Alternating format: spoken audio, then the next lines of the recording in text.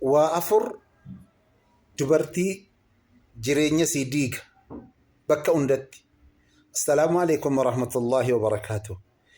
Warri musliman taanis ashama harka fuunee baga jiraattan jirraa jirtu isiniin jenna.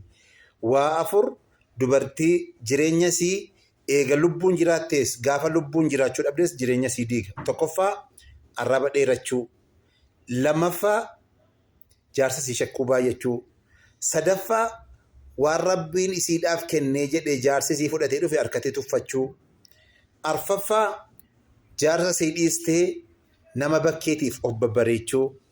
Dubartiin arraba dhedheerattu bakka kamitti kabajan qabdu, jaarsa sii birattis maatii sii birattis kabajan qabdu, namni isiidhaaf kabajan kennu arraba waan dheerattuuf. Dubartiin shakkii baay'attu yeruma kamiin iyyuu aara galfiidhaan jiraachuu hin dandeessu, maatii sii keessattis mana sii keessattis. Dubartiin waa tuffattu waan jaarsi sii qabatee dhufe harkatti tuffattu, tuffattuun qoodan qabdu akkuma jedhan san aara galfiidhaan waliin argitu. Dubartiin jaarsa sii dhiistee nama alaatiif of babbareechitu yeruma kamiyyuu isiin kanuma bakkeeti malee mana siittis bakkee keessattis aara galfiin waliin argitu. Of eeggannoo godhaa. Salaamu alaikum warahmatullahi.